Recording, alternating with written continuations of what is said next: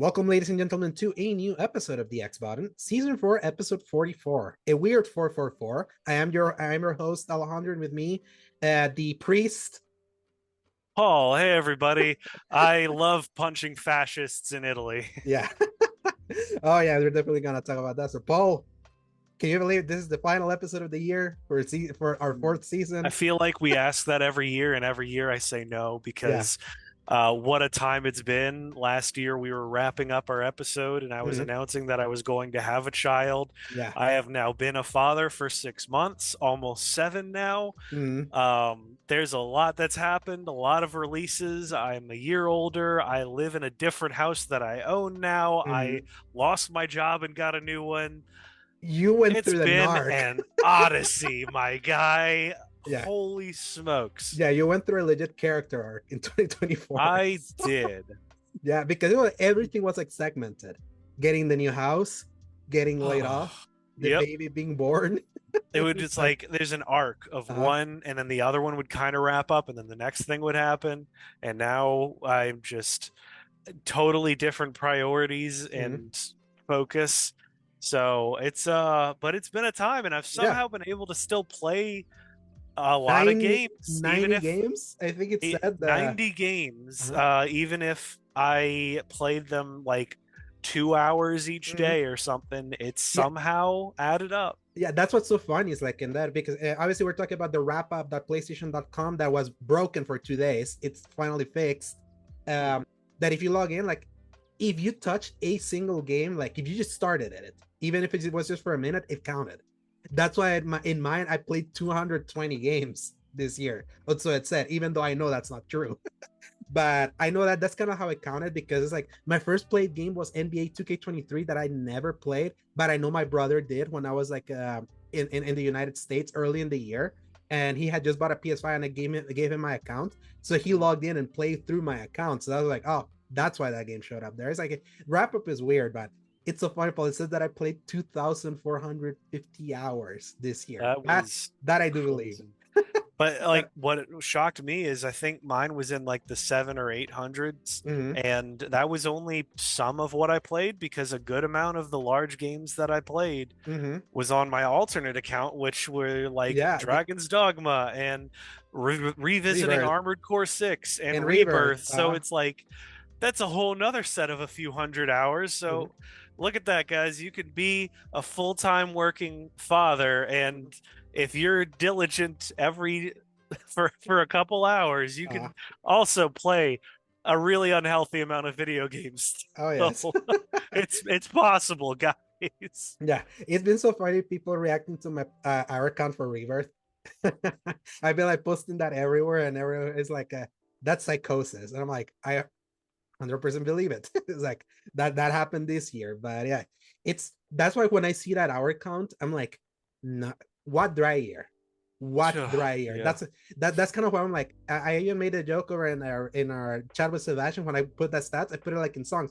No one can gaslight me about a dry year this year because that was legit what that was my reality. It's like in a dry year, I wouldn't play 2,450 hours like No. of games. That We just would have doesn't found a happen. new hobby by now Exactly. if we got Exactly. hit with So like another 2020 or something. yeah, and 2025 is looking even crazier just based on some of the things that we're already Yeah. seeing announced. Because last night when we were recording this a day late. Though this is posting immediately after we finish recording the Game Awards happened, so we're definitely gonna talk about the winners there and some of the announcements. And that was I tell you that was a good time. You didn't really watch the show, I did watch it, and that was kind of like really. It felt good yesterday. Let's just say I haven't felt that much hype watching that live. It's like I'm sad that you didn't watch it live because gosh, I would have loved to have seen that Well, conversation. I had it on live, but I was only like looking over every few minutes. Like I'd see what it was, and then I'd move on. Especially like so I missed all of the awards. Mm-hmm. I missed all of the actual speeches. Mm-hmm. And then I would just kind of know what was being shown, and then my phone died within like the last 20 minutes. Yeah, makes So sense. I actually plugged it back in, turned it on, and went, okay, I need to find out what the last big reveal was, and that's And what I found out about uh, everything that we'll talk about. But it's very funny. That was like I had to catch back up, and at Hmm. first I was very depressed about the process Hmm. because I was just like, all You right, I'm this gonna is the year scroll that through missed. social media, find it all out, and Yeah. see what happened. And of course, some people are like, "Bro, this is so stupid. Oh my gosh." I was like, "Well, I guess that's how I find out this exists." Hmm. But overall, really impressed with what I got to see. I forensic my way through it, and Hmm. I ended up finding a lot of stuff that I've got a lot Yeah. excited about for next year. Oh yeah, and I just have to give props to Jeff Keighley. I've been very vocal that last year's show for him was a disaster. It Oh had great yes. it had great announcements, but the award side of things was another embarrassment. He fixed that so well this year. He gave like respectful time to depths to talk about everything. He honored a guy that has been helping laid off people, and he gave it kind of like a game changer award. I'm like, I saw that. yeah, I'm like, thank you, because like that's also so important to like really highlight in like what's ostensibly like the biggest stage in gaming, like in a single year. Whether like the prestige of the award is like as big as a dice or a BAFTA and all that, where it's like legit like juries, like veteran juries, kind of like rewarding you of that. It's like this is the biggest like scene show in the of the year, like almost everything. So it's like that still like matter, and it was and I had already noticed that a downward trend when it came to awards like for the last 3 years. I'm like, he's getting so big, he's not gonna like fix things because like he crossed the Rubicon. It's like, Yeah, I yeah, was he, very worried about that as well. yeah, and because it was like constantly. I remember 2021 was like these announcements were great, but what the frick happened with this excessive ads from China? This like Oh weird man. like award, the awards being shuffled off. At 2022, Sifu like nominated for best fighting game of the year, things like that. So I was like, Oh yeah. oh, it's like so these people are not caring what they nominate, right? So it was like And you started to seeing be like fair, there's still a few yes, concerning elements that we can talk about later on, but yeah, but yeah, overall. exactly. So like just to keep it like shorter in there before we move over to that, is that he improved.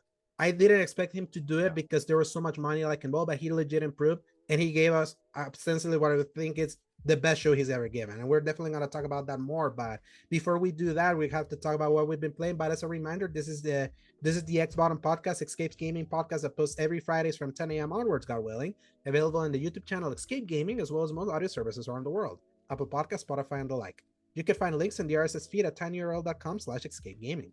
If you enjoy the show, give us a like and subscribe. So, time to talk about what we've been playing, Paul. I definitely have been playing a few things, but I definitely want to center the conversation about one specific game that I've obviously missed out cutout days because it came out literally on December 6th.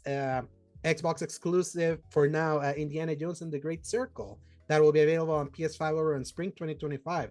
This was a game that I feel someone could say people have been skeptical about because if you ask an Indiana Jones fan what they wanted out of an Indiana Jones game, Hmm. I don't think you would point out to this game Nobody would have voluntarily chosen what we this. got. Yes, and I would say like to its great benefit, they proved a lot of skeptics wrong because it's like I would say Indiana Jones and the Great Circle being a first person immersive sim where you're like embodying Indiana Jones like through his eyes and through that kind of like pursuing that kind of pace.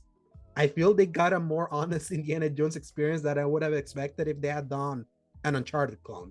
That I feel had I done that, I bet you top dollar you'd be in cover shooting a million people and all of that. Just knowing the kind that kind of game that comes out from like an over the shoulder perspective that a lot of people were expecting this game to be when they first announced it, and then everyone was shocked.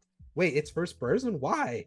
And I Hmm. would say they put it on, but I want to hear from you first, Paul. Like I you was had an definitely arc, one of the yeah. people that was a bit of a detractor from all of this. I I don't want to say I saw the vision early on. I just didn't think I liked it, but I will acknowledge that I was really misunderstanding what they were trying to go for because in my head, I mean, the perfect Indiana Jones game is once the reason why Uncharted copied the concept and basically typecast it, and then Tomb Raider copied that formula again because you want the scale, you want the space around you, you want to be able to see Indiana Jones in front of you.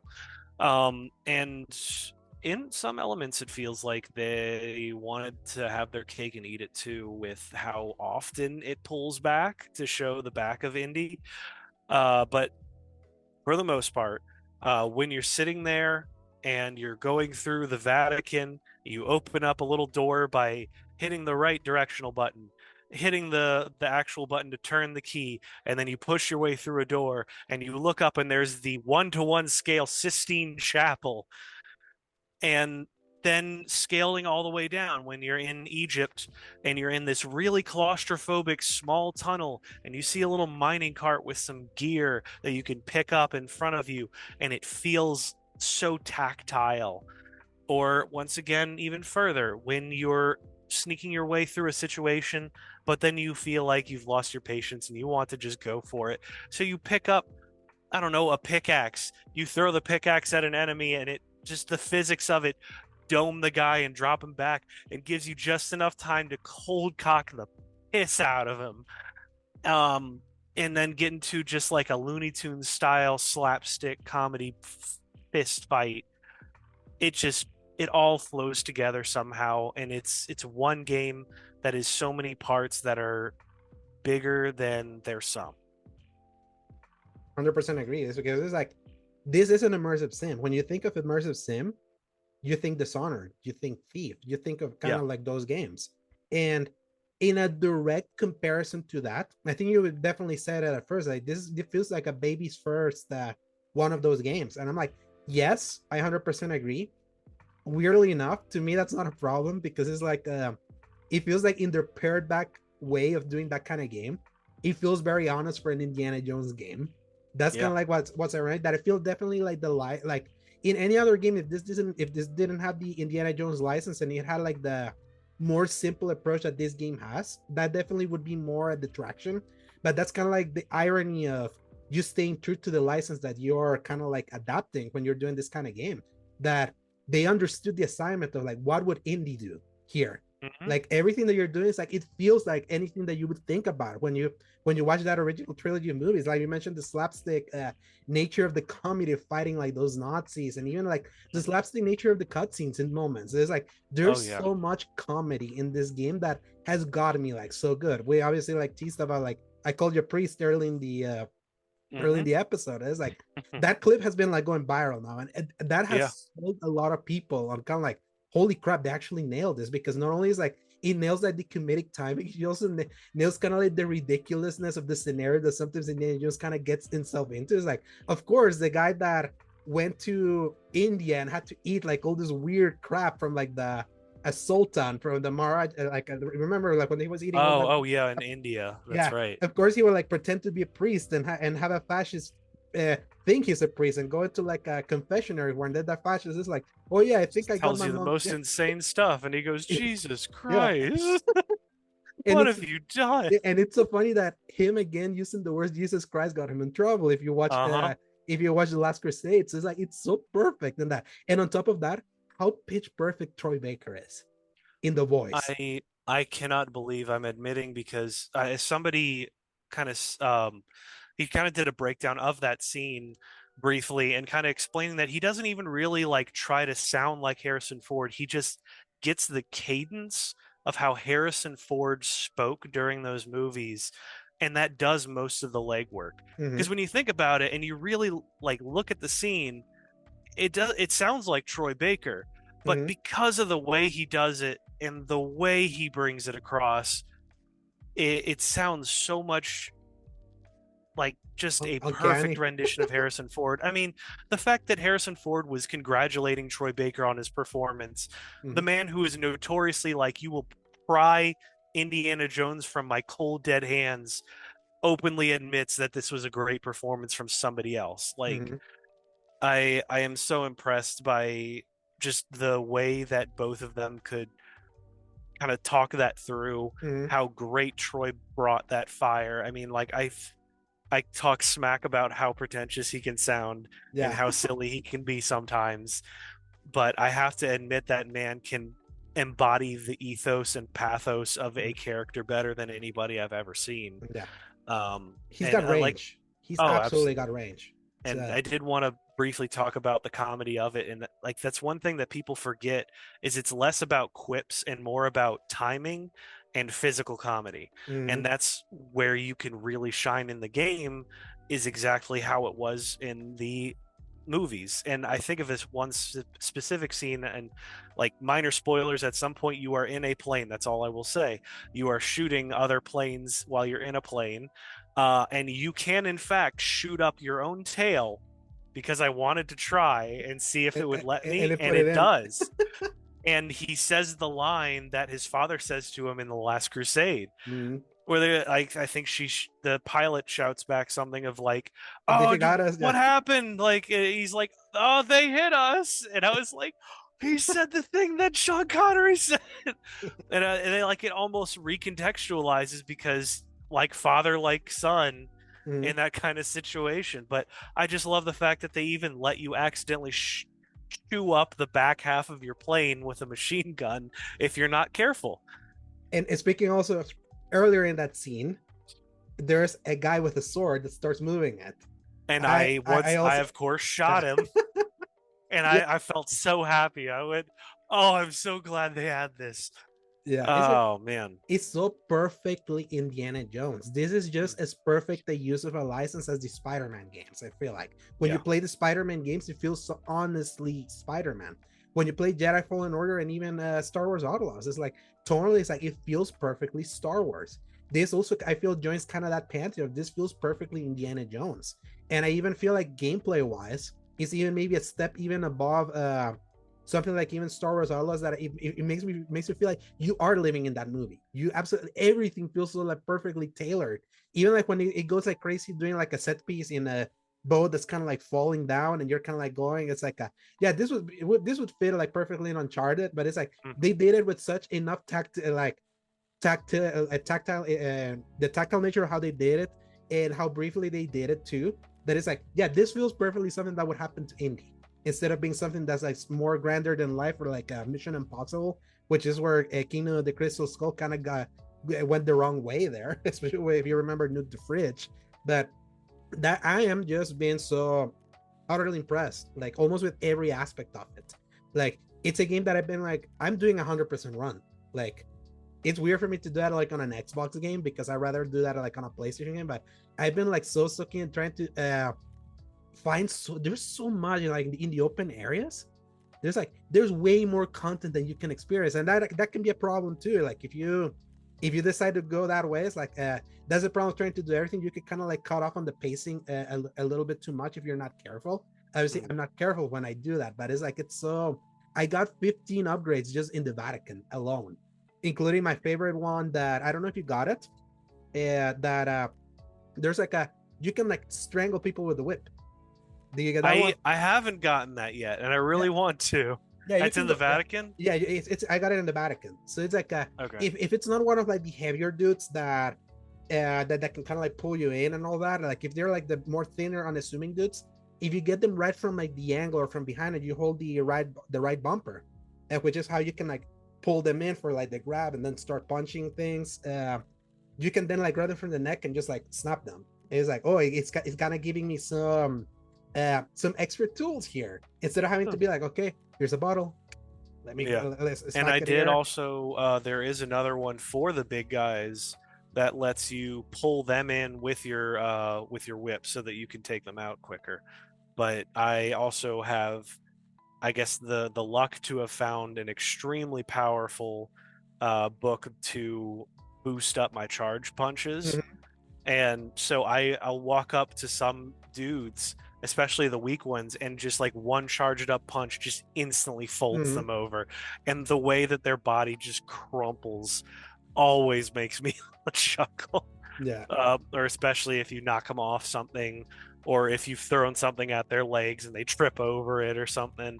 I love, especially if I've picked up a gun and I used it a couple times, or like especially if it's the bolt action rifle and you can't reload fast enough, the Mhm. fact that there's a button that just lets you spin it around Yep. and crack it over their Yeah. heads is just such a good decision. I questioned it at first because I kept hitting the reload button and he would flip the gun around. Hmm. But the fact that you can do that to any gun, or even better, you can throw that gun as a Uh-huh. club. I've done that so many times where I'm like, I could shoot this guy and alert everyone, or I could throw it over his head. He turns around and then I Deck deck him him. in the back of the head, Yeah. and then he's done. That's what I And love so much about it. It just feels like this is what indie would do. Like it's insane to me that like a stealth immersive sim feels mhm. so honest to like what indie would do. And then when you think of how often he's sneaking around in Raiders, how often he's sneaking around in Temple of Doom when he's at the Thaji Temple, how often he's sneaking around with his dad in the Last Crusade and even escaping, that is Indiana Jones.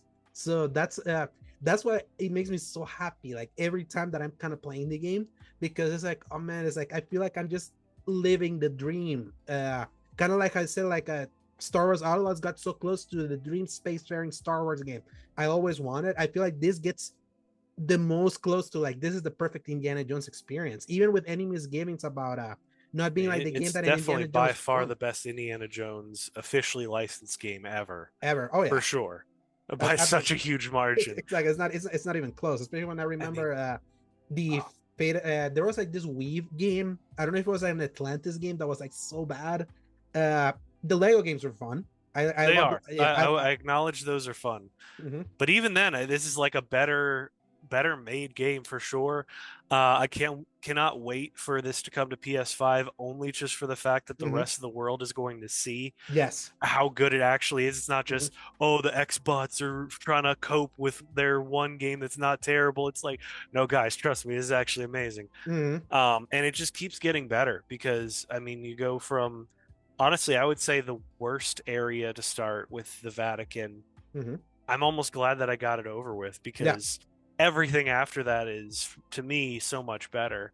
Even the second half of the Vatican area is much Mhm. better. Oh yes, But and on top of that, like the mhm, visual design of this game is like magnificent. Like even though you're playing on a Series S, where I've been showing you some of my screenshots, like you put the screenshot of like a texture that didn't load in after like a letter, and I showed you the exact same screenshot of mine. That the honestly, it text was wasn't there. even that much better though. Like I was, that was probably like one of the worst moments of that. But Hmm. everything else has been great because the Hmm. scale is so huge in that Yeah, the that was colors. like the one time it was so close up that it felt like it pulled me out of it. But I don't think I've had a single moment since then, Hmm.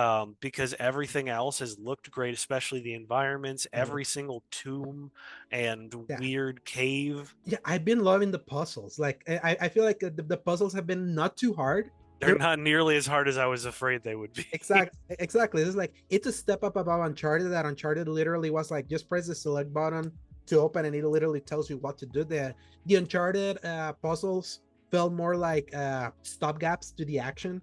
That was a game that was more like about the pomp and circumstances of jumping around, going from environments and all that. This feels like an archaeology simulator, and that makes the world of difference. And that's kind of like the thing. I'm glad that we can like talk the strengths of the merits of this Indiana Jones game without at all having to constantly compare it to Uncharted.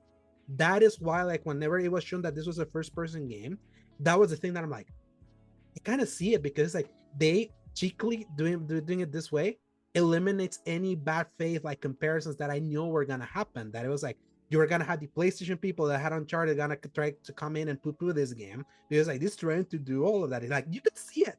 Like I could literally, we could have had those conversations in a certain chat too. Like Hmm. I just know that would have happened. And it's like no, they instead strive for something different, and in my opinion, something more from a gameplay perspective, this does more than Uncharted because it's an immersive sim. An immersive sim gives more options than a third person shooter does. Yeah, because I think that's why Uncharted was forced to include so many enemies for you to shoot because there's so few ways for you to really interact with the Mm-hmm. world by comparison. And that's saying a lot because Uncharted gives you a lot of ways to interact with the environment. You Mm-hmm. have so much climbing ability. You had the grappling hook from 4. Mm-hmm. You had so much stuff to push and pull Yeah. and move, and but yet somehow the fact that you're so zoomed in with Indiana Jones, it gives you like a level of detail, and it not every contraption has to fill the entire room. Mm-hmm. It can be, in fact, a small little dial on Mm-hmm. something that you just intricately fiddle with, and that just wouldn't work with Uncharted. Yeah. And I'm glad it feels that way because I feel like both these franchises now like can coexist. They're not like stepping in each other's shoes. One does grander spectacle better, the other does adventuring, like archaeological adventuring better that way. It's like it feels like franchises that can be like the only surface similarity between the two is like they're both dungeon hunters or kind of like archaeologists that go into like all ancient temples. That's literally like as far as the comparisons can go there. And I love that because it allows this game to kind of stand on its strengths. And I'm glad it has, because both it's a big win that Xbox has been needing. It's Yes. bittersweet that it's one of those that they're gonna give away in a few months, like to everyone, because that's kind of like the reality of Xbox as an entity now. Because that's gonna be like a big win for Microsoft Gaming, not Xbox really, but it's like at the same time, it's like Xbox players are playing it free, quote unquote, on Game Pass early, so there's still something like like I said, it's bittersweet because it's like, yeah, it's like that's still a certain win there. Like the thing that's not a win is the fact of when it came out in December. Because I tell you, had this been a early November game, Oh this would have man. like, yeah, this would have replaced at least in the Game Award side, it would have easily replaced one of the two games that I always said I was like, they shouldn't be here. This It game, kind of kills me that we're going to, I mean, it's now going to have to go up against everything in 2025 for yeah, at least the Game Awards side. mm-hmm, But at least for all the ones that are coming out in January, mm-hmm, I'm hoping yeah. that we're in a good place for it. Yeah, it's making already top tens on many sites. IGN put it in their like top games. I've seen, IGN is pretty notorious for like recency bias, always like swaying their opinion of things. And that game, just making it right Oh now, yeah. like to their list, gives it a pretty big shot of them winning a bunch of stuff. Plus, there's Dice and BAFTA. That's it still has like a time for it to win. And I can't even imagine if it wins something like a BAFTA, then it's kind of like gonna ride the wave by the time that it releases in the spring on PS5. So it's like I'm hoping that this is like a big win. I feel it's a win for Xbox. This is the best Xbox game I played in, gosh, since when? Like, because I like Hi-Fi Rush, but that's a smaller game. Like a big game, a big name Xbox game with like caveats. There's like I like this even better than Halo Infinite. And I would say that was probably like the last big name exclusive that they try to throw it. Definitely I enjoyed this way more than Starfield. Mhm. And remember, Starfield was the reason why I bought an Xbox. We bought an Xbox in the first place for Yeah. Starfield. So it's like this definitely feels like a big win. It And I'm it kind of worked out in the yes, end. I'm really because like glad for that. yeah, because we knew there were more games coming, and I'm like, I'm glad I'm enjoying this game more than I did even Hellblade 2 earlier this year. So it's like at least a year, almost in the year anniversary of when I bought my 349 Series X, when I bought it for Christmas last year. I'm glad it paid off that way, because I'm like, yeah, this feels like a game that has justified me like upgrading to like the better machine, because I tell her like this thing's gorgeous. It's like it's so good seeing a game that's not on Unreal Engine 5 that looks this close to photorealistic. That's the thing, Paul. You have to see it in not in Series S. Like this has really impressed me, like visually, like so many times when I'm playing it, that I'm like, this is why we're gonna buy it on PS5, because I think you owe it to yourself to see this game like in an even bigger, higher fidelity than you're playing it Mhm. on now. Even though I would say they did a respectable job on getting this thing running smooth on Series S. You may have lower resolution, but at least it's running great, and it has ray It tracing. is. So it's like they put in the It's work. running much better than Stalker did, that's Oh for yes. sure. And I still enjoyed Stalker quite a lot, which I played also a whole lot of after our Yeah. last session, Uh-huh. and then played a lot of this.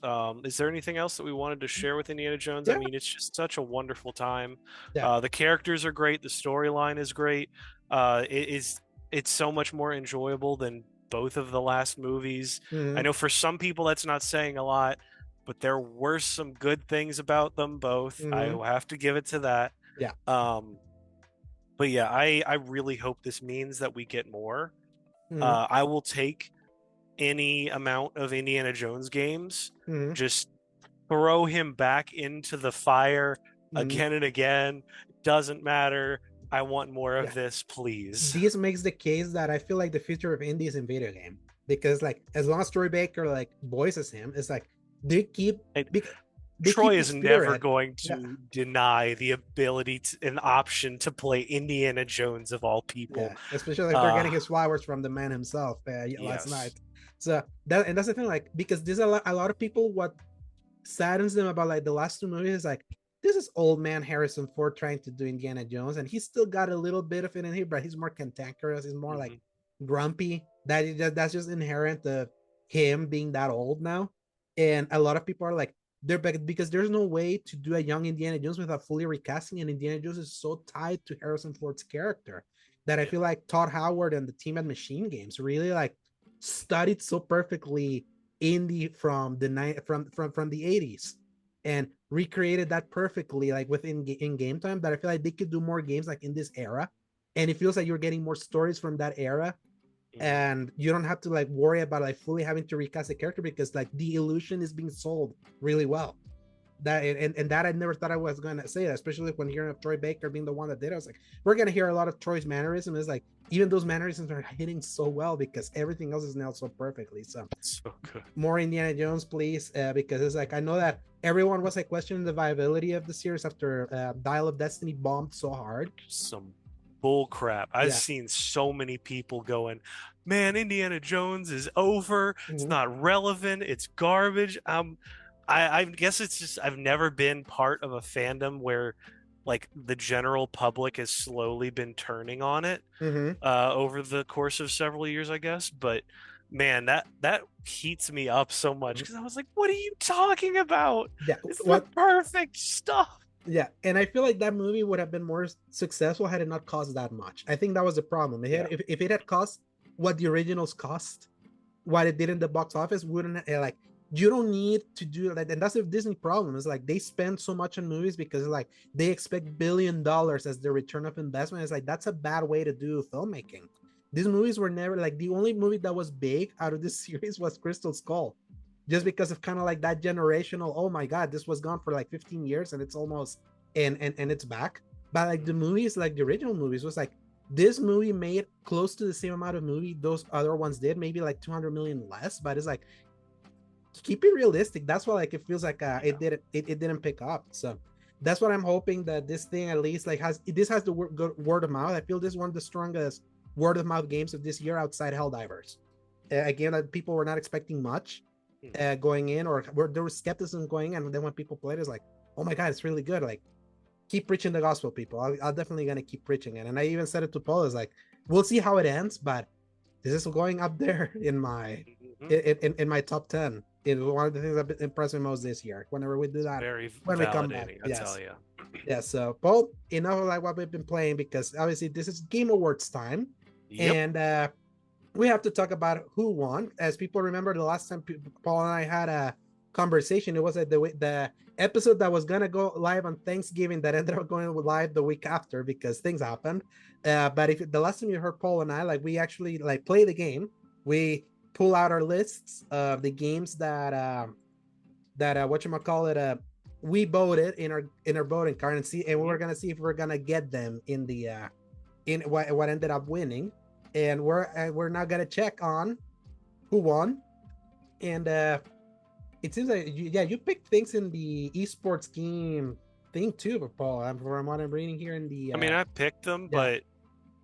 but most of it was I had no idea who the people were. Yeah, so we're gonna just start reading them from most Mhm. anticipated game onward, because I didn't pick a few, you did, so you kind of Yeah. have like some extra there. Yeah.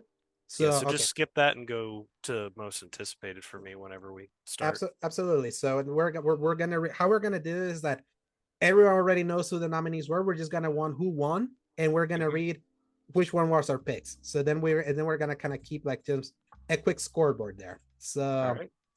so starting with the most anticipated game, we have Grand Theft Auto 6 as the winner, and Paul picked GTA 6, and I picked it too. So we both get 1 point. Hey, For best as for best adaptation, the winner was Fallout, and in that this was case, shocking. I yeah, was not expecting that. we both picked Arcane, and Fallout won.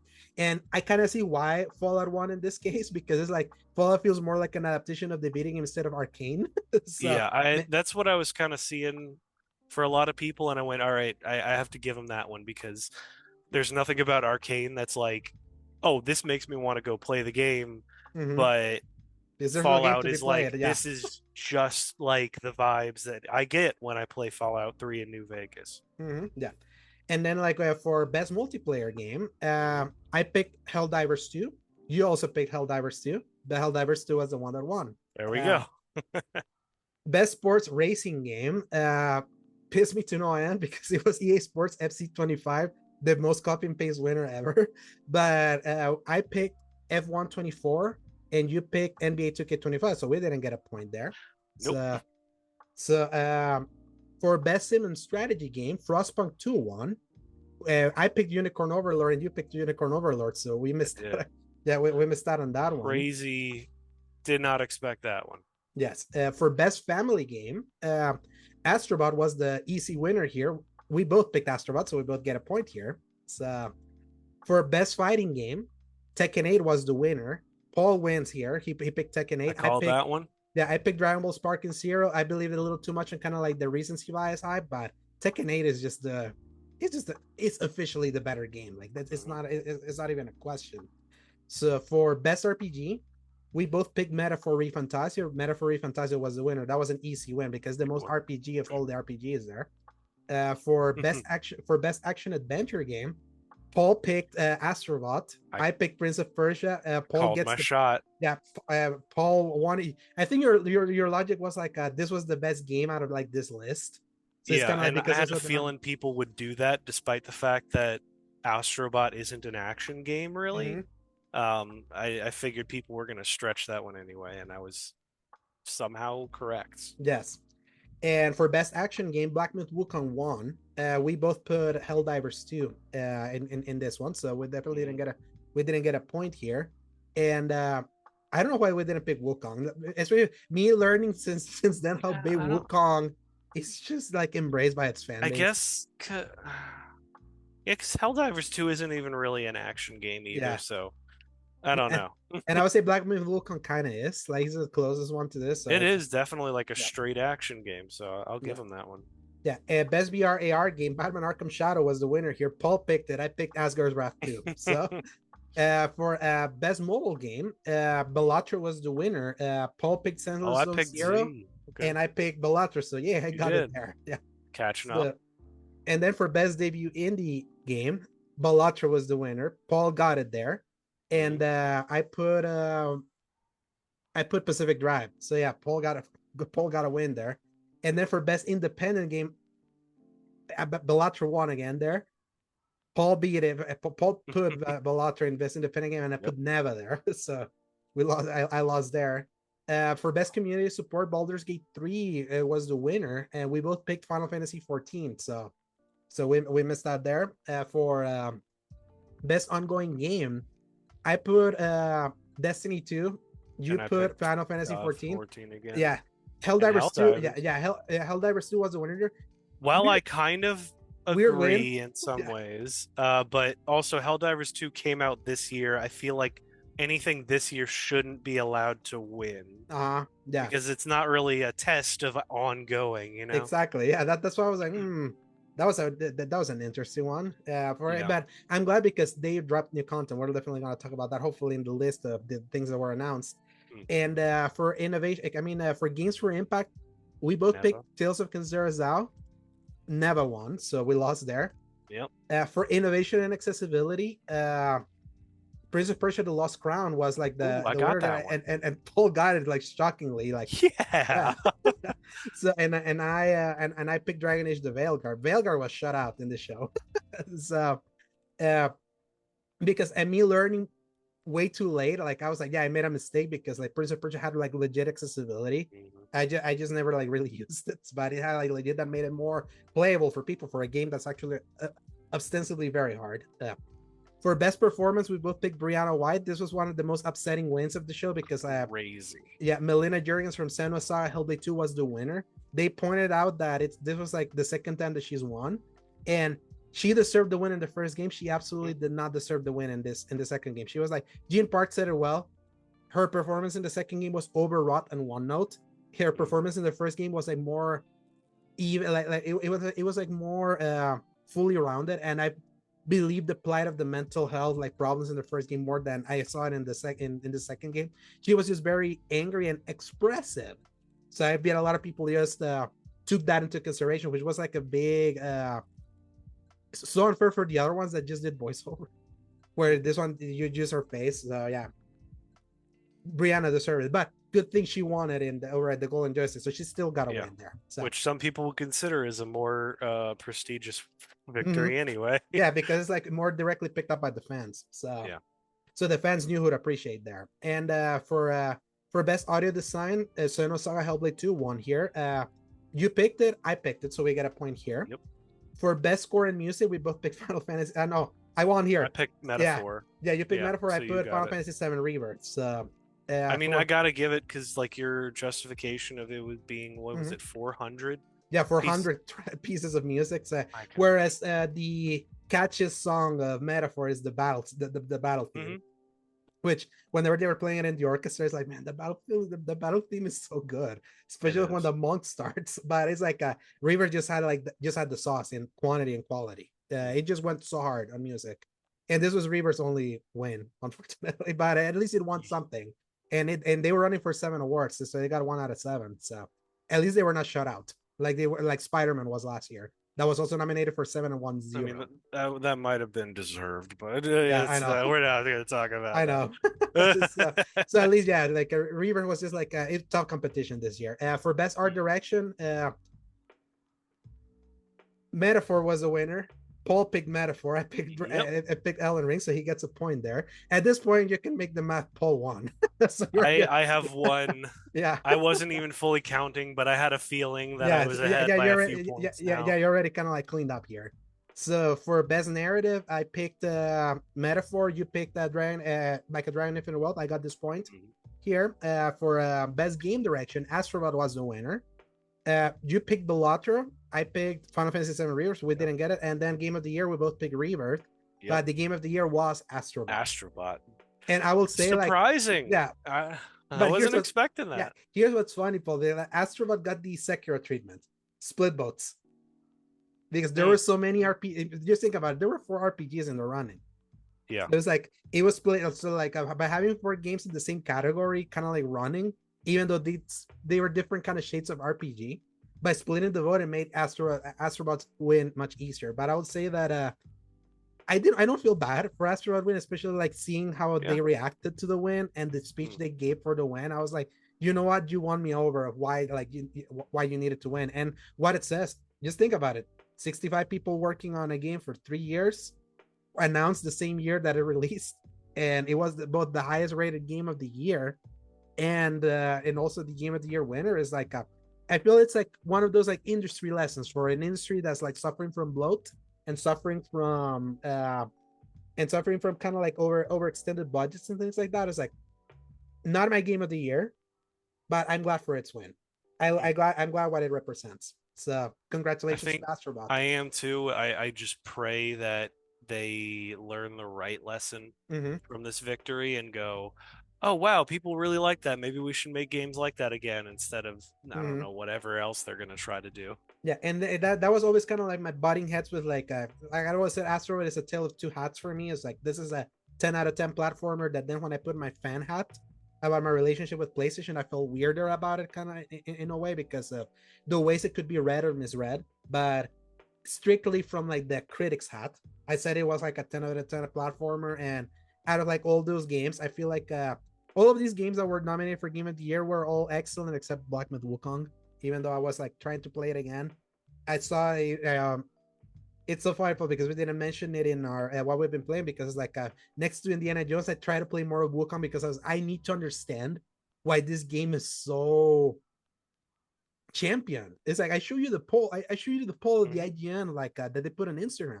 Like Wukong had like million more votes than everything else. I was like, why the hell is this game so beloved? So I was like, I made an honest effort at trying to see it, and I saw a little bit, and then I got trounced by and got stuck at a bus. I was like, no, It screw this. finally Yeah, happened. it finally happened. It was I like, remember the message when you sent me. You were like, I can't stop playing Black Myth Wukong. I keep waiting to hit a wall, and I'm not hitting a wall. yes, and it And I was finally like, hit. are you kidding me? Yeah. You've got Game of the Year material, Uh-huh. Indiana Jones that you've been talking about, and the next day you're playing a different game. Uh-huh. I said that I would make fun of you on our recording. I just need everybody to know Mhm. Alejandro flies by the wind. Yes. I really, it really like my mood really shifts so hard because I literally It told does. Paul, I was like, gosh, Indiana Jones, like it's getting closer to being like game of the year material for me. And you already played through two sections that made me think that, which was like Hmm. it was like the set piece And I moments. agree because it This jumped up so high on my own list for this year because of wrapping up in Egypt, mm-hmm, going through the next two spaces that I will not talk about, yeah. and just feeling. And now I'm in the one Mm-hmm, that I talked to you about briefly, and mm-hmm, just the way that's all played out, it still feels like such a movie, and it's got such this amazing feeling to it. mm-hmm. And then you're like, yeah, I'm gonna go back to Black Myth Wukong now. Yes, it was because of that damn poll. I was like, I need to understand it And because, and of course, and we didn't see you here. Like Black Myth was the player choice, which makes yeah, sense. I kind of told you, it was like when I Black mean, Myth won. just by being drowned in votes for it, there Yes. is almost no guess in my mind that that was Mhm. going to happen. We didn't even talk about it, but we also played a lot of Marvel Rivals. Yes, and but I was like, I needed to just focus on Indiana Jones Yeah, because of that. But I'll just say with Marvel Rivals, shockingly good. That thing has yeah. sauce. I've been I, playing with my brother. So you and I should try to play some of that today, I think. yes, that and the Fortnite 5v5. You should try it Yeah, too. I do need to download that, but Mhm. yeah, my goodness. Also, the Sparking Zero had a new patch that I fixed a lot of downloaded. the crazy unbalanced stuff, Oh, and okay. And that's the I thing. need to I put played that it. on my Yeah, I played it list. before the patch because I told you I was like I came back. And one of the reasons why I went back to Wukong was like when I came back, I went back to Sparkling Zero and beat graded Vegeta in one try, That without a was low, funny. yeah, without lowering the The difficulty. screenshot you shot with Goku just standing over a dead Vegeta on the floor, I was like, he's done it. He's done it. Yes, and you what you say was true. The trick was hit him in It's the back, just just stay in the hit him in back. the back, Yeah. spam him, use the range to your advantage, the fact that you can fly, just Mhm. all that stuff. But Yeah, much easier yeah, than I was expecting. It was like, but that was like, sometimes that you need space for hard games, and then you come. That's kind of what was happening with me with Wukong before, like this wind god that you fight like in a tornado that is like in the middle of a desert tornado. It's like everything was like, okay, I feel like I'm back in that like hard game mood to be able to like conquer, that dopamine feel of conquering. So that's why I was like, all of that kind of distracted me a little bit from Indiana Jones, but I'm definitely gonna keep playing more. But yeah, for game of the year, yeah, Asteroid, like I'm glad for your win. And the thing is that it's not unanimous. Like Metaphor won game of the year for Gene Park or the Washington Post, and Metaphor won for what you call it, GameSpot.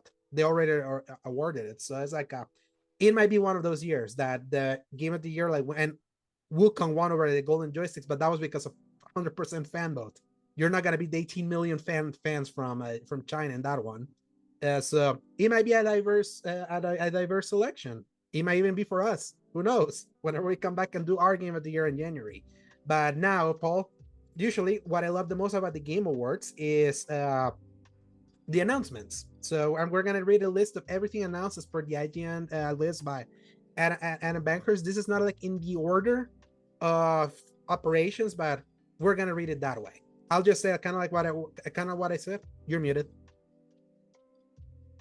if you do go bottom to top, it seems like it's mostly chronological. I've Okay, noticed. let me see. If you want to scroll all the way down, it starts with all the pre-show Yeah, releases it's or kind of like reveals. outside in outside order, I would say.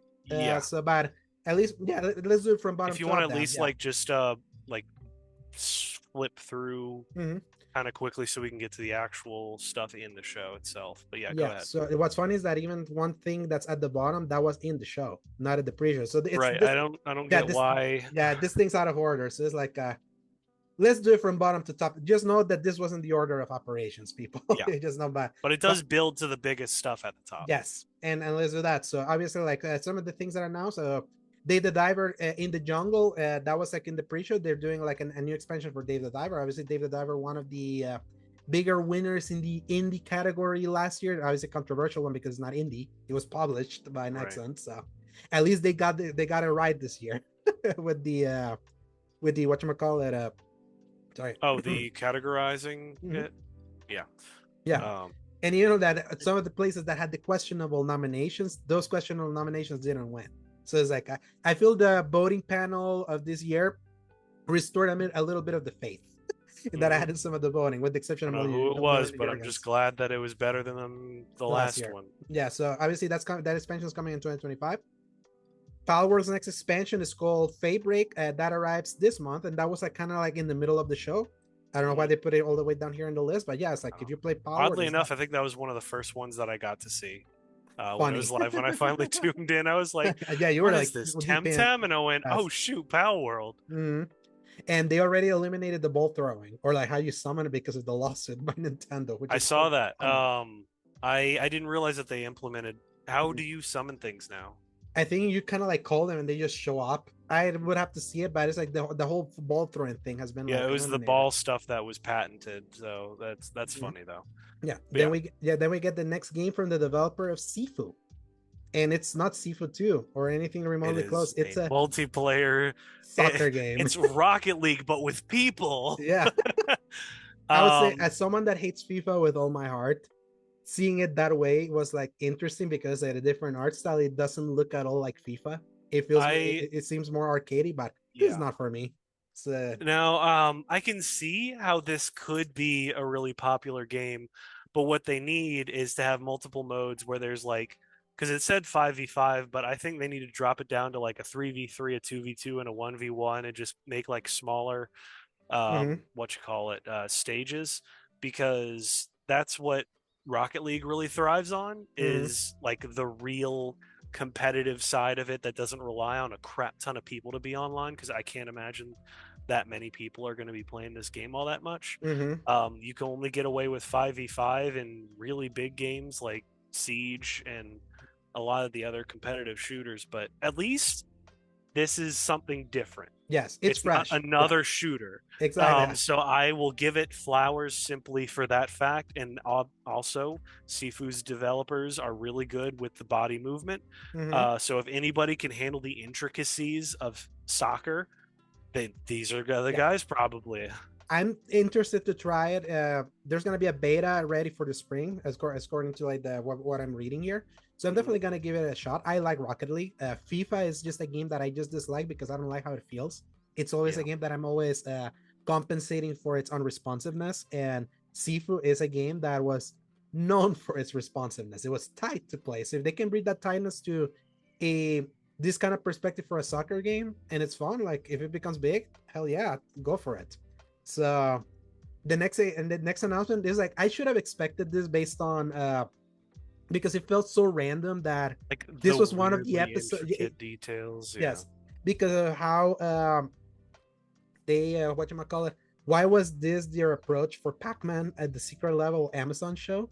And for So anybody who didn't watch it, everything else is a mostly very faithful episode in the secret level TV show on Prime. mhm, And then you get to Pac-Man, where it's this extremely grim, dark story of a random person, humanoid alien, mhm, and the Pac-Man is like this speaking thing over his head. He uh-huh, has to brutally eat and destroy other things, mhm, and it possesses the guy to create a giant shadow Pac-Man. It's a uh-huh. weird deal. It was horrifying and strange, and I hated parts of it and kind of appreciated some. Mhm, But yeah, and now apparently, oh yeah, that was the precursor for an actual video game called Shadow Labyrinth. yeah, Uh, which is a Metroidvania that is being produced by Katsuhiro Harada, which is the dude that made Tekken. That's I such a yeah, appreciate the effort because it yeah. looks polished. Oh yes, it's so weird, and I'm just interested to see how it works in a game because it's just so out there for Pac-Man, and especially when you know like what Pac-Man is, and it's so funny what understanding like what secret level is definitely like a marketing arm for some sort of game, and that was the weird one. I was like, this is such a weird swerve for Pac-Man, Yeah. and it just turns out it's like yeah, it's because they knew that there was a game that's gonna be announced, so interesting synergy there. So that's coming out in 2025. I'm interested. Slay the Spire 2. So obviously, A Secret to Slay the Spire. That's a very popular indie game that's coming out in early access in 2025.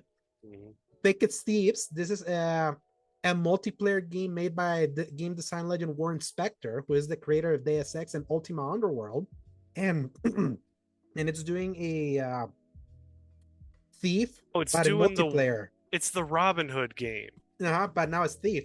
Yeah. Do you remember that game? They tried putting it Yeah. out as like Mm-hmm. a free game. Yeah.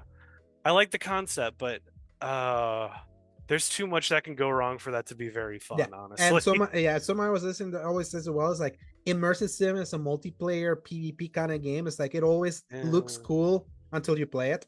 So, Yep. but Warren Spector being the one that is the one that is doing this, interesting choice. Warren Spector also did Epic Mickey.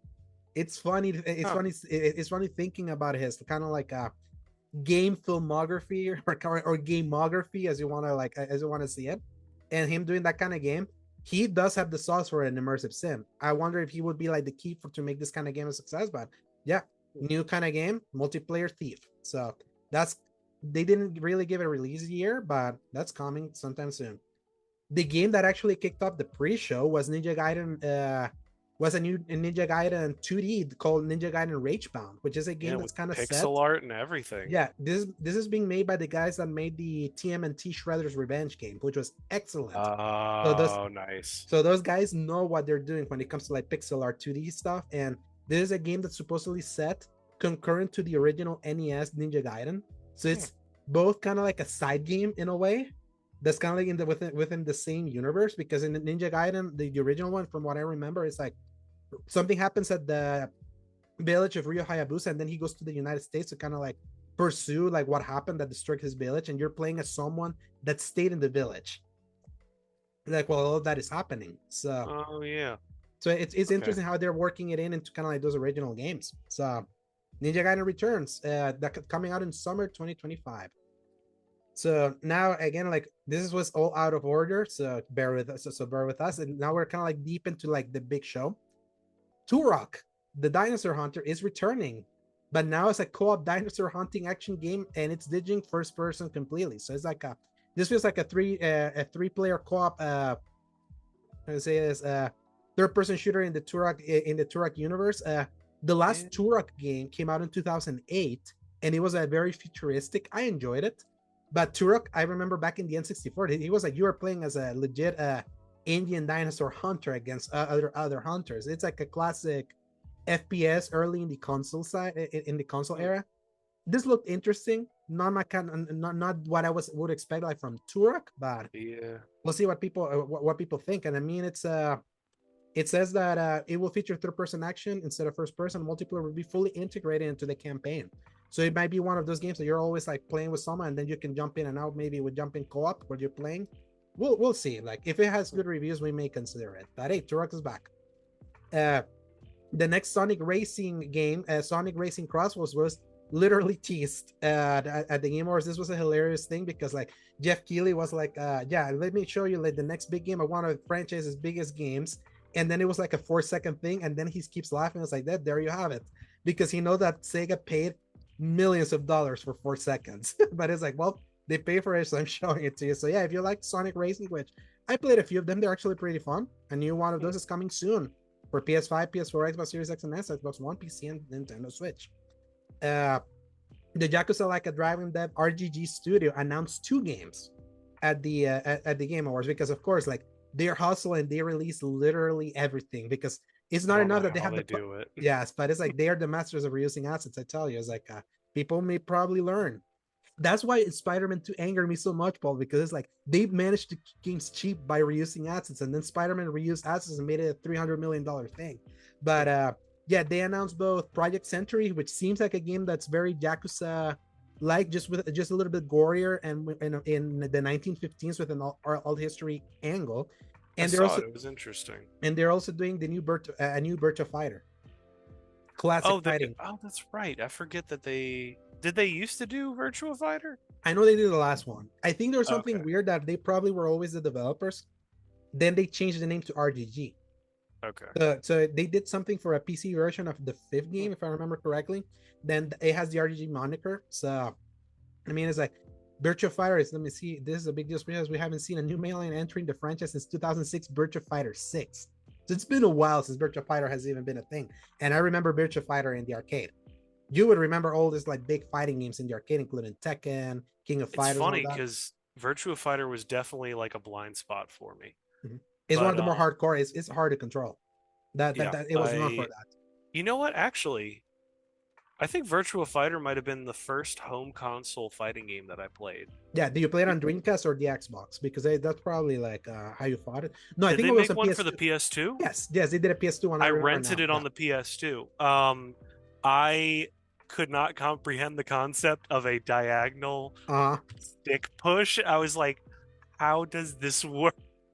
Virtua Fighter 4. That's the one you played. Okay, 2001. Yeah, that was the wow, first one. yeah, so that would have been the first one that I played. Hmm. And then later on I got to play your like Soul Calibur. Actually, you Hmm. know what? I played Soul Calibur 2 on the GameCube, so that might Yes, have been my because of first. But Link. anyway, Yeah, like if yes. you're playing, yeah, because if you're I was playing Soul Calibur obsessed with 2, you needed a Link and GameCube his version. AB grab move Yeah, where he'd break your arm and throw you into the yeah. water. That Uh, was such wild times for fighting games because think about this: like, if you had the GameCube, you had Link. If you had an Xbox, you had Spawn.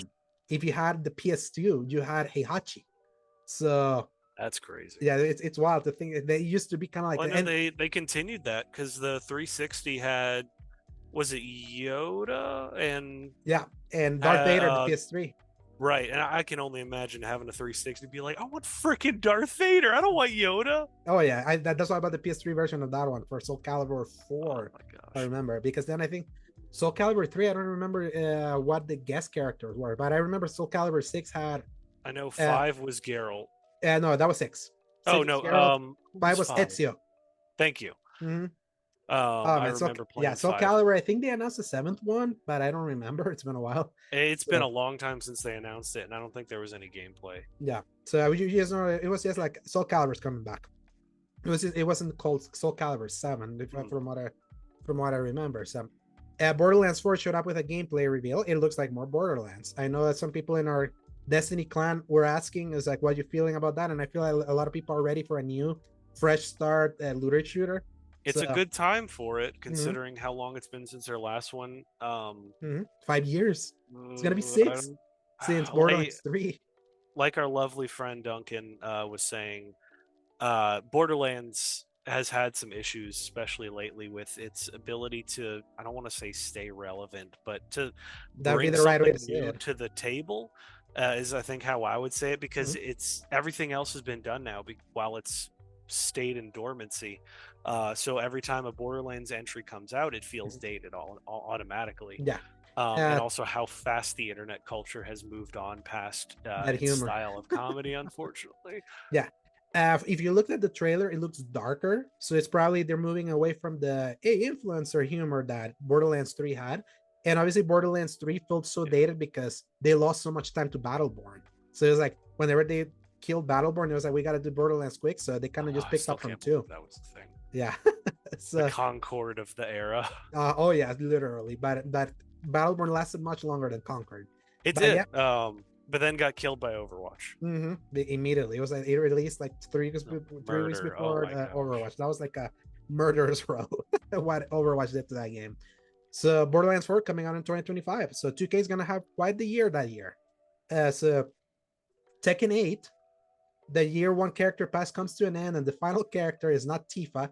Technically, it is Tifa. By the way, Ben Stars Class Rothfield. That was such a funny troll because it's like they keep doing the thing that they did with Tekken 7, where they brought Yep. Noctis in, and now they're bringing Clive Brought Rothfield in into a Tekken 8. very strangely uh, bringing in a character with a giant sword into the guy the fighting game with all the fist fighting characters is such a weird choice, Mm-hmm. especially since a lot of people are still waiting for hugely popular characters from previous games to come Mm-hmm. back. Yeah. I know my buddy, he's a huge Miguel main, Mm-hmm. and Christie and a lot of those others that we haven't seen since Tekken Tag 2. Mm-hmm. Um, so I can understand that side of it, but also on the other hand, it's just very funny Yeah. to watch. I The will say reaction. this fits better than freaking Negan from Yes. Walking Dead.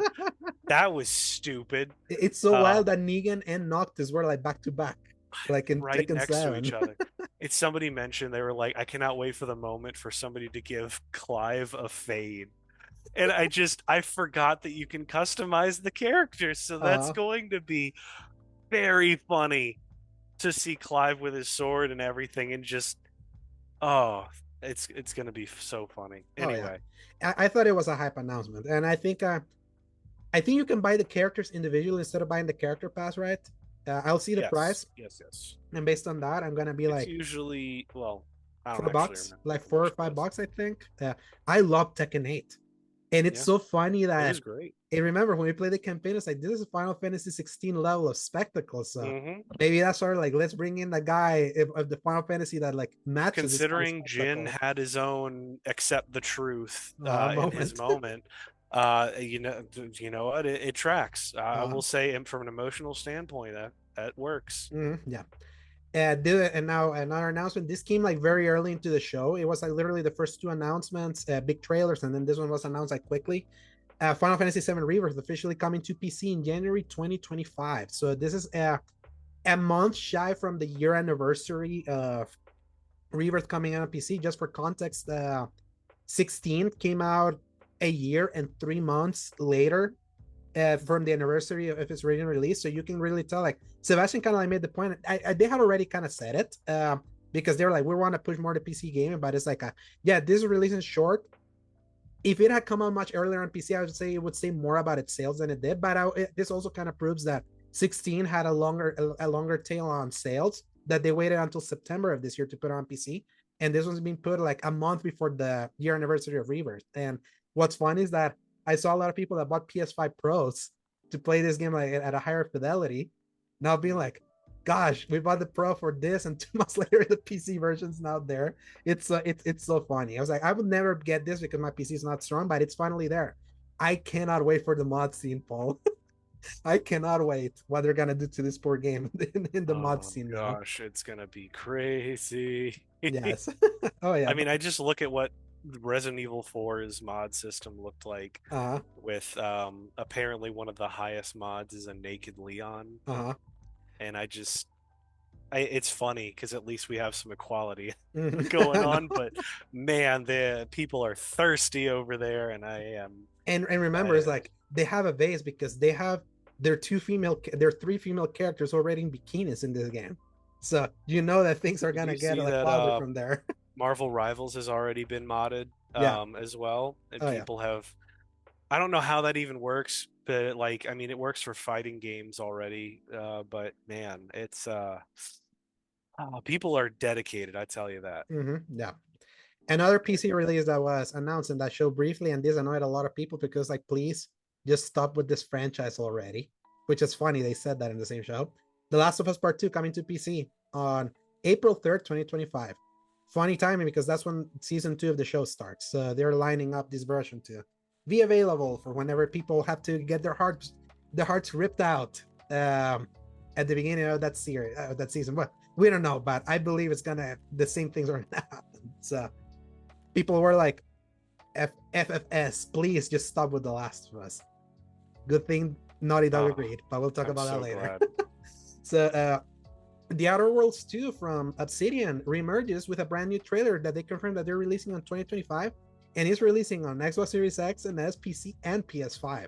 So this is another one of those no red lines for Xbox exclusives anymore. So it's like this is launching day and date, and this makes sense. Where did you play The Outer Worlds originally, Paul? It was on PS4 because it was a Yeah. multi-platform thing. So this is one of those that is like they, in their case-by-case basis thing, is like, yeah, they're putting another version of a game that already was multi-platform in the first place. Hmm. Funny I hope enough, it's a little better balanced than the first one was, but it does make me realize that I need to eventually go back to it because yeah, it was fun. I people enjoyed my like, yeah, time with it. people really like The Outer Worlds. I need to go back to it too, especially because people like it more than Starfield. That's the thing, because if it's Yeah, smaller than it had a lot Starfield, of yeah. personality and a Mhm. lot of characters that were actually had Yeah. arcs and things Mhm. to communicate about.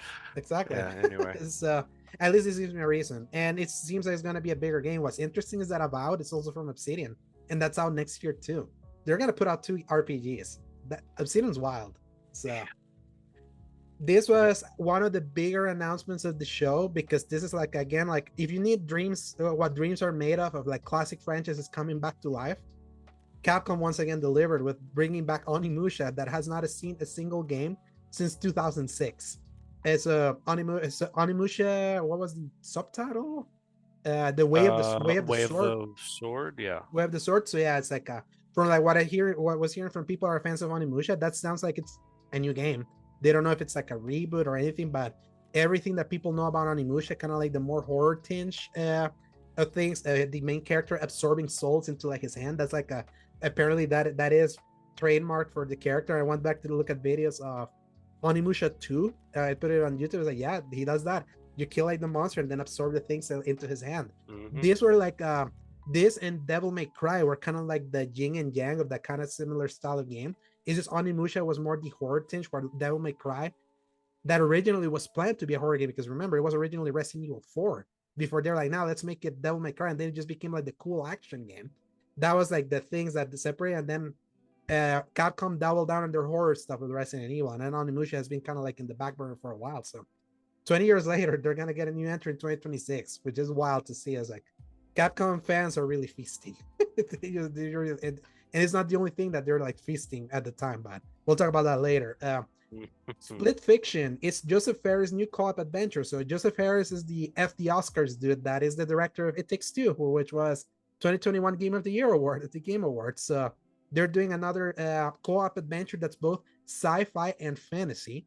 It's still gonna do the same thing. If you buy one copy, you get a friend code to play co-op with people, and it's out on March 6, 2025. I never played it, but I know It Takes Two is very beloved. So now this is the next game from them. And from what you can see in the trailer, very Astrobot in its gameplay, like innovations happening back to back. And I really like what I'm seeing, that's for sure. Yeah, you're gonna play with Elizabeth? Solid. Definitely. I mean, we still have to finish It Takes Two, so we're gonna be for a little bit, but she's supposed to be getting GTA for Christmas, so maybe that'll train her on her skills. Yes, that'll be funny. So Dispatch is a star-studded new game with Aaron Paul, Jeffrey Wright, Laura Bailey, and more. So this is like a Telltale style game that the concept reminds me a little bit of The Boys in a way, but not as grim dark. I would say, when you're kind of playing as this like a group of this is going against like superheroes that are kind of, how do you say, like off track, and you got to keep them online. So it has a star-studded cast. I already mentioned Aaron Paul, Laura Bailey, and Jeffrey Wright, and also includes the Jacksepticeye, Alana Pierce, Travis Willingham, and Matthew Mercer, of course. Why not? Why not? Because why not? So that's coming out. They didn't give it a year, but yeah, that was announced. Mafia: The Old Country trailer that leaked earlier that day confirmed the summer 2025 release window, and they also confirmed that they ditched the open world. It's gonna be a more linear narrative driven sequel, kind of like in the vein of Mafia's 1 and 2, instead of like Mafia 3 that was a full open world. So okay, we got our summer game. All right. So then they did the first ever Game Changers Award, where they kind of like rewarded someone that has been helping a lot of devs find work because of all the layoffs. His name is Amir Sadat. This was the moment that turned my opinion on the Game Awards massively, that they spent time with this dude. So worthy of mentioning there. And obviously, Astrobot won Game of the Year. We already said that is in this list. Fumito Ueda's next game, codenamed Project Robot, officially revealed. This was the moment that I was seated, because it's like, oh my god, like the guy, I have not heard from this guy since The Last Guardian. It's been 8 years. I didn't even know he was even gonna do another. Honestly, I thought he just like retired after all that. Especially with the 10-year like odyssey that was him trying to get The Last Guardian out the door. So this was like, obviously doesn't have the official name, but a game that elicits the emotional response that his games do, but now in a sci-fi setting, and one that clearly you could see the Eco and Shadow of the Colossus kind of like inspirations in both the art style. Yeah, I'm watching it right now. I see it. Yeah, it's like, oh man, I would love to see like what his kind of game that's always so mystical fantasy with an emotional hook looks like in a sci-fi setting. I'm in for this. I can't wait to hear more, and hopefully it's not too far off. Apparently Jeff Keighley has known about this game since 2019. He had a like lunch with Ueda back then, and he told me that he was partnering with Epic for like his next big thing. So oh yeah, Project Robot, I can't wait to see more. I felt something watching that. One of the biggest surprises of the year, because like this franchise is never gonna stop now because it's so big, a new Elden Ring game, not expansion, an actual standalone game that Jeff Keighley was very cheekily emphasizing this time, because obviously he got a lot of grief for his jury panel nominating Shadow of the Earth a DLC. Hmm. But yeah, it's called Elden Ring Night Rain, and it's a standalone co-op adventure game where has shades of Monster Hunter. You can play co-op, and it also has shades of Fortnite elements. Kind of what I was reading, Paul, is like you can team up. You do go through like a 3-day cycle where you go explore the world, kill enemies and all that, and then after 3 days, there's gonna be like a circle that kind of like encroaches in the map into specific area. You have to go to the map to kind of fight a specific boss. Oh, so that's what it is? Uh-huh. Yes, Okay. it's not just a traditional RPG Elden Ring. It's like a you have 8 heroes to choose with like pre-made stats that you can like then upgrade and things like that. So Really? it feels like it's gonna be more pick up and play, more like how can I say this? More mechanic driven. You can like run walls and all that. Like you can even fly around the map and things like that. So there's so much Monster Hunter energy that I get out of that, and it's funny for them to think that the PC version people did the mod to play co-op, and then they're like, you know what, we're gonna do our own co-op game now. So stop using that mod. So that's out in 2025. Wild how much Elden Ring there is now. I So cannot believe they made just a whole nother game yeah, to just like that. throw people into like that. But how they did, they flipped assets. If you have your Yep. assets, that's gonna cut on your time, people. It's like when you spend that much time working on a world, squeeze it out. Like I think get I some like that for a lot of things, except for the fact that that means I'm going to have to revisit some of my greatest failures uh and most frustrating experiences. yeah, Just the fact that the Nameless King is in there already has yes. me dreading this experience if I even try to play it. Yeah, the nameless scheme sucks. Oh, It's so hard. But there's one thing that I hope for is that the updated movement and deflection abilities are going to give us a leg up on this yes. because you could It seems not that even yeah. jump in Dark In Souls 2 for I mean 3 for anybody that didn't know. yeah. It Um, was really cool seeing some ideas of like big monsters that was devouring one of the players, and there's another player with like the great bow trying to hit it and I all that. saw that. I I love the idea of like getting our clan into this, and then we can be like, hey, let's like team up on co-op. Like I like it because we tried doing that with Elden Ring. we Its did, co-op and it's system freaking sucks. impossible to do co-op in that game. Yeah, but instead of like doing this, that it's being built around that. I'm down for being like, hey, let's go to the lands between and see what happens and see what we can do. It's like Oh, I'm excited to do that in Monster Hunter. So yeah, that was a really out of nowhere exciting reveal, I would say. The game that kicked off the show reveal was The Witcher 4. So they just confirmed it that it is a single player open world action RPG that's picking up from The Witcher 3, and Ciri is gonna be the protagonist instead of Geralt of Rivia. I have not beaten Witcher 3 yet. Still, it's been that's close. right. You never Yeah, did. but I know that the baton is kind of passed at the end of that game, It is so that's why it's like, very, yeah, very handedly, mm-hmm, and the DLC continues that mm-hmm, with kind of giving everybody a great send off in mm-hmm. retirement. Exactly. So it's like it feels like they're building up on that. I think Ciri, like the idea of Ciri as the next Witcher, is kind of like cool. And Yeah, this, now that it's officially revealed, gives me now the motivation to go finish Witcher 3. I was talking with a friend that is like, I like when sequels are announced or the next big game of someone's announced because it kind of puts me in the mood to play their previous game if I haven't finished it or not. So excited for that. It looked really cool. This is gonna be on Unreal Engine 5, and it's so funny that says that it's like been custom built on Unreal Engine 5 and it's running on a new graphics card that has not even been announced. So it's like, by when you look at that is an in-game that looks really pretty. So that's gonna be an interesting game for whenever it shows up in 2027. That's what people are joking on that. That's how far it seems that it's far off. So it really does feel like that, but I will be seated, mhm. and by that point, I probably won't be able to play it because I'll have to worry about content. Yes. Oh man, yeah, that's what I was gonna be honest with Ah, you. we'll Oh have to yes. figure that out one Oh day. yes, whenever we get there. We're going to be replaying a lot of Indiana Jones and Astrobot in this household for A long several time. years. Oh yeah, makes sense.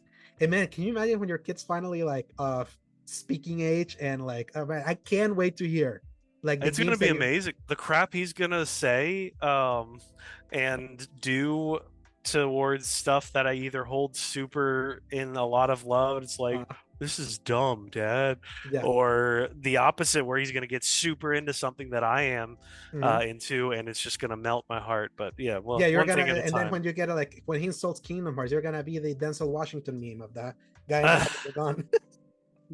Oh man. And by the way, Kingdom Hearts disappeared again. hmm When will we ever hear about that game? Once again, not even there at Yes. all. Okami 2 unveiled at the Game Awards 2024. Big deal because it's like Hideki Kamiya, who used to have a studio called Clover Studios that also did Beautiful Joe and this game. He had left Capcom and went to do Platinum Games. He left Platinum Games, and everyone was like, "What are you gonna do now? You're off of Platinum Games, especially since you're like a legendary Capcom developer that created Resident Evil 2. You were the director of that game." So Kamiya was one of his most special games. It was a 2006 Game of the Year winner in many places. Keely was like tearing up when he said that it was crazy that he was getting to announce this. And yep, Okami getting a sequel. When? The game just started development, but knowing Capcom, they hustle. So you probably will see this within a year or two time. That's wild because it's like this is a Zelda like. And I tell you, I feel like we're coming at the right time because Nintendo's not doing this kind of Zelda game anymore. They're doing the Breath of the Wild style, like open air, open worlds. So can't wait. This is like the art style of this game was striking back in the day. It's like you knew what Okami was. There was nothing with that watercolor, hmm kind of like a Wind Waker style. Like this is beyond Wind Waker. This was all watercolor. So cell shading. So and then finally, Paul, the moment you have been waiting since we started the show back in like 2021. Yep. We started the show back in 2021. We had already said, Naughty Dog, enough with The Last of Us. I love The Last of Us. You have fallen off in love with like the pretentious smells that come out of that franchise. hmm You just wanted something different. I had said it was gonna be the healthiest thing for them to do was yes, do a Last of Us 3 eventually, but do something new. Prove the world you're not just the one note that is The Last of Us. And lo and behold, it's finally here.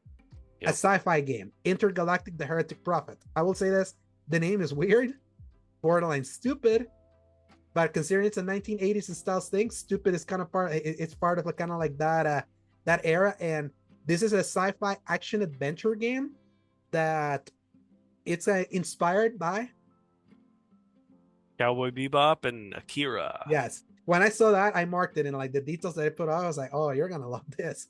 Like a Cowboy Bebop bounty hunter game, like put in this kind of like very both cool synth world that also kind of has some solemnity to it. It's like a really interesting approach for a new game from them. And I just love that it feels so tonally and so like out of left field from the dark dreariness of The Last of Us to now this. And even the music choices that they were doing, the alien style product placement, or I think it was Blade Runner that did a bunch of product Blade placement. Runner, Yeah. RoboCop, kind of everything did that Mhm. stuff back in the day. But I mean, I'm already seeing so many people who are like, of course, they're fighting against it and being all, oh, it's so cheap. But it's like, bro, this is what Kojima has been doing in Metal Gear Solid for 30 years now. Mhm.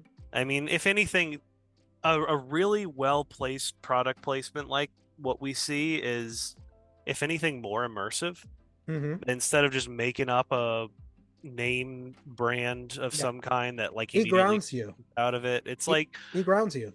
especially if this is the real world, at quote unquote real world, it makes sense for it to be a freaking like Sony piece of tech and the Adidas shoes.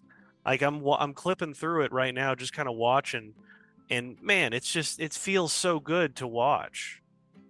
The Porsche ship, like that makes sense that Porsche would go into spaceships eventually. And then like the little gameplay clip right at the end of it with the crazy Doom Sword. no more heroes sword. Mhm. I pray we get like other variants of it, but I'm kind of sold for this. It's got something there that I'm really appreciating, I It's that think. sauce. There's a It special does. sauce there that is like, I'm glad it's like, this is what I like about new IP because like take hmm critically acclaimed developers and show that they can stretch their wins. People forget that's why The Last of Us is so big. They were at the peak of their Uncharted like level, and then out of nowhere, they did something so completely different from Uncharted with The Last of Us. And it's been 13 years since the last time they did that.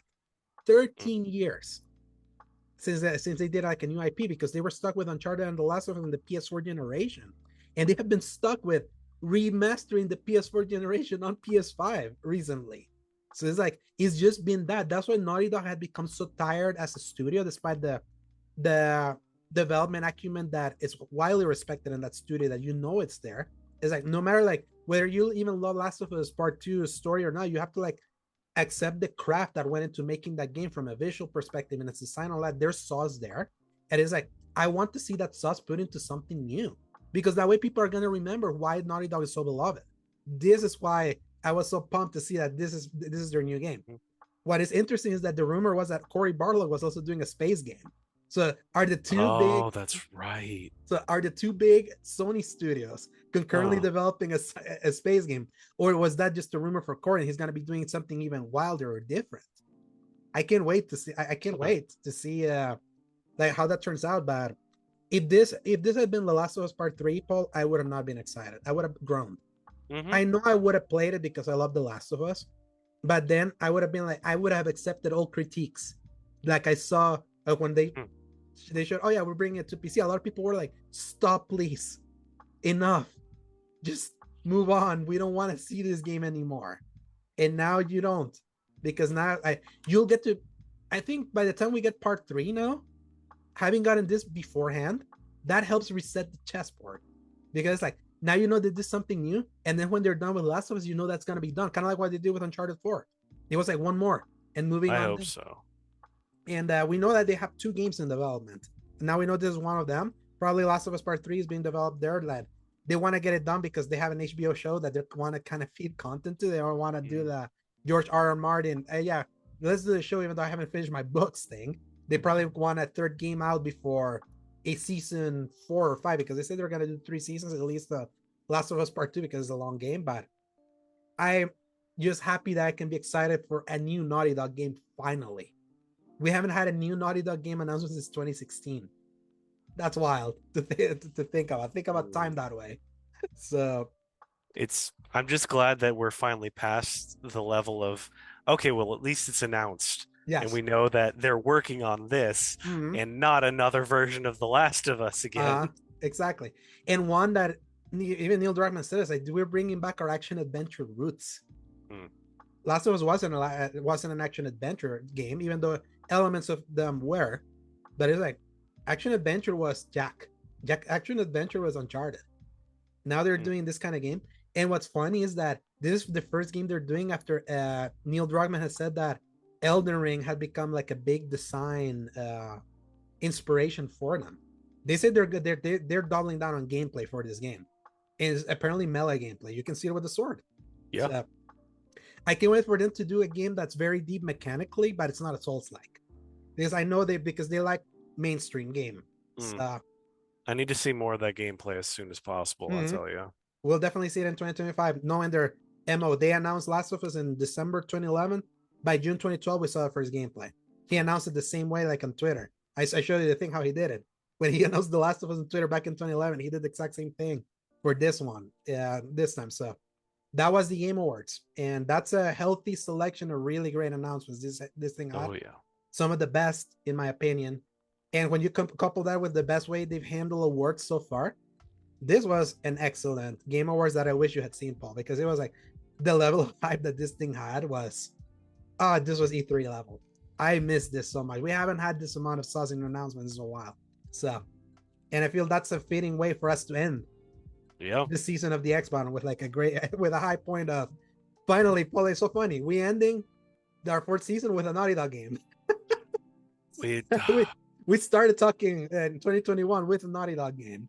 And the now, earth like, still spins, and we keep talking about Naughty Dog every yes. year. But now you can talk about it in an excitement way. You don't have to like sneer Mr. History of a Space. Mm. Oh, yeah. So, I'm just looking forward to something new, something mm-hmm. different. But to kind of widen the spread, I mean, shoot, we've got so much other stuff to be looking forward to. We got all sorts of really interesting things going on, and Intergalactic just happens to be one of those things on the horizon that I'm very much looking forward to. But yeah, it's been a journey, Alejandro. We've really come a long way from all of this. I hope to stay involved as best I can. Of course, Hmm. having a child is going to be a little difficult.